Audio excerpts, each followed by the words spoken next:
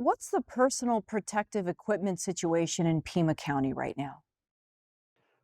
Still not enough. I'm not at all sure why it's been so hard for this country to produce some of the material it needs.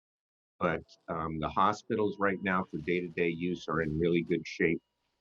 Um, some of our long-term care facilities have issues, as do some of the first responder agencies. But we've been pushing it out just as fast as we can.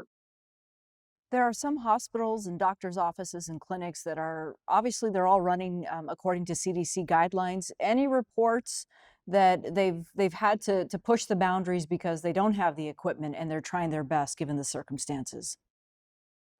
Sure.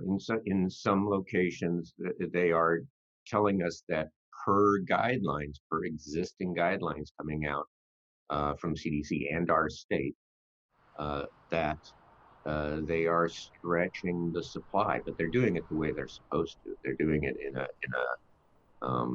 a relatively safe manner, I would say. The headline this week, of course, is that elective surgeries, procedures can resume. What was the logic behind saying we've got to stop some of these things in the meantime? The original rationale was to empty out the hospitals and make sure we had plenty of capacity for the early phase of the epidemic in case it really surged and became overwhelming. The kind of stuff that you see out of New York City, for example. We've stayed well below capacity here throughout Arizona and in Pima County. Early on in this conversation, many of us were preparing for the peak of COVID cases to hit in May. What's the situation right now here, the last week of April in Pima County? There have been all kinds of different models out there. You got to understand one thing about all those mathematical models that you've seen in news reports and in articles is that they're not so much designed to accurately predict the future as they are to show you, relatively speaking, what happens if you do different courses of action.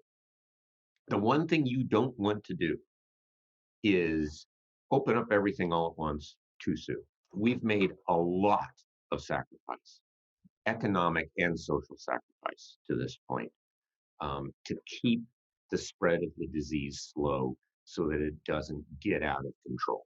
And it would be a real shame to squander all of that sacrifice by opening up so suddenly that you essentially see what you would have seen if we hadn't done anything in the first place at all.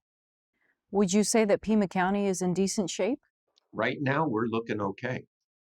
That's as of today. Everything depends on how much is relaxed, how fast, and how we do it. We need to do it rationally. We still think, for example, that children are infected not just less severely, but less often than adults.